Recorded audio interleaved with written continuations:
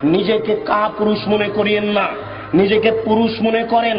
আপনি পুরুষ, বসে আছেন, স্ত্রী বাজার যাবে মানে আপনি বলেন কি? 10টার সময় বাজারে ঢোকে, বিকেল 3টায় ফিরে আসে, কত মানুষ তাকে ধাক্কা মেরেছে আপনি জানেন না? আপনি কি কাপুরুষ? আপনি কি আগাছা? আপনি কি কাপুরুষ? আপনি কি আগাছা? ওই যে বাজার পূর্ণ করেছে মেয়েটা, ওর কি বাপ নাই? ও কি অমুসলিমের মেয়ে? ও কি হিন্দুর মেয়ে? বলেন কি আপনি? হিন্দুর একটা বৈশিষ্ট্য আছে, কপালে টিপ দেয়, দেখেননি আপনি? হিন্দুদের একটা বৈশিষ্ট্য আছে, হাতে শাখা ব্যবহার করে, সাদা চুড়ি ব্যবহার করে। হিন্দু মেয়ের একটা বৈশিষ্ট্য আছে, কপালে টিপ না দিলে বের হবে না বিবাহের পরে। বাজার দখল করেছে আপনার মেয়ে, নিজেকে কাপুরুষ মনে করিয়েন না। ঠিক আপনার সব জীবনে জন্ম দিতে পারলেই বাপ হওয়া যায় না, প্রসাব করাতে পারলেই মা হওয়া যায় না।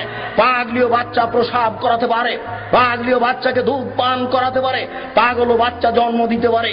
পাগলের মধ্যে আর আপনার মধ্যে পার্থক্য কি? আপনার মেয়ে বাজারে যাবে না। আপনার মেয়েকে লক্ষ্য করে আল্লাহর নবী বলছেন, মনে হচ্ছে যেন তিনি দেখে দেখে বলছেন।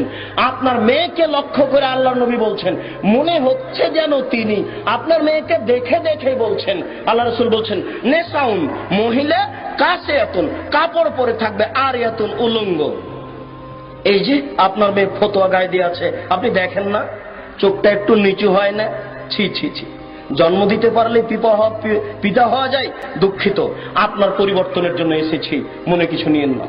এই মাইকের আওয়াজ যতদূর পর্যন্ত যাচ্ছে, সকল দিনই ভাই বোনকে বলছি, উপস্থিত বৈঠকের মুসলিম বোন, আপনার লজ্জা কামনা করি, আপনার ইতস্তবোধ কামনা করি, আপনার লজ্জাবোধ কামনা করি।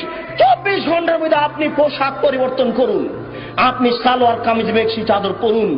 যদি শাড়ি পরেন তাহলে আপনাকে 2 ছড়ের ব্লাউজ পরতে হবে। 2 ছড়ের ব্লাউজ মানে যার হাত হবে কবজি পর্যন্ত, নিচের দিক কোমরের নিচে চলে যাবে, 1 থেকে 1.5 গজ কাপড়ের ব্লাউজ পরতে হবে। শুনুন, শাড়ি পরে ছোট ব্লাউজ গায়ে দিয়ে এদেশের জনগণকে পেট পিট দেখিয়ে জাহান্নামের দিকে ঠেলে দিয়ে নিজে তাহাজ্জুদ পড়ে জান্নাত কেনার আশা করিয়েন না।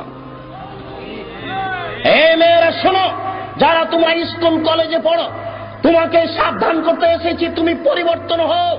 আল্লাহ তাআলা বলছেন, কুল হাল ইয়াস্তাবিল্লাযীনা ইয়ালামুনা ওয়াল্লাযীনা লা ইয়ালামুন ইন্নামা ইয়াতাযাক্কারু উলুল আলবাব। হে নবী, আপনি বলুন, যারা লেখাপড়া জানে আর যারা লেখাপড়া জানে না তারা কি সমান? নিশ্চয়ই শিক্ষিত মানুষ উপদেশ গ্রহণ করে, নিশ্চয়ই শিক্ষিত মানুষ উপদেশ গ্রহণ করে, নিশ্চয়ই শিক্ষিতা নারী উপদেশ গ্রহণ করে। তোমাকে বলে যাচ্ছি, সকাল হতে হতে যদি তোমার পোশাক পরিবর্তন তুমি না করো তাহলে তুমি শিক্ষিতা নও। তোমাকে বলে যাচ্ছি, আল্লাহ বলেছেন 24 ঘন্টার মধ্যে তুমি যদি পোশাক পরিবর্তন না করো তাহলে তুমি শিক্ষিতা নও। উপস্থিত বৈঠকের মুসলিম বোন, আপনাকে অনুরোধ করে বলছি, 24 ঘন্টার মধ্যে আপনি পোশাক পরিবর্তন করুন। যদি আপনি না করেন তাহলে আপনি উপদেশ গ্রহণ করেন না। আল্লাহ আপনাকে শিক্ষিতা বলেন না, বরং আল্লাহ বলছেন, ওয়াকারনা ফি বুয়ুতিকুন্না ওয়ালা তাবাররাজনা তাবারুজাল জাহিলিয়াতিল উলা। হে মুসলিম মহিলা, বন্যতার যুগে, বর্বরতার যুগে, অসভ্যতার যুগে নারীরা যেভাবে রাস্তাঘাটে ঘুরত প্রদর্শনী দিয়ে, তোমরা সেইভাবে ঘুরো না, বাড়িতে থাকো। যারা নগ্ন হয়ে চলে, যারা ফতোয়া গায়ে দেয়, যারা ছোট ব্লাউজ পরে, যারা মাথার চুলকে ছোট করে খাটো করে, যারা জিন্স কাপড়ের প্যান্ট পরে গেঞ্জি গায়ে দিয়ে উলঙ্গ হয়ে জাতির সামনে ঘুরে, এরা শিক্ষিতা নয়। আল্লাহ তাদেরকে বলছেন, এরা বন্য, এরা বর্বর, এরা অসভ্য, এরা অশিক্ষিতা। অতএব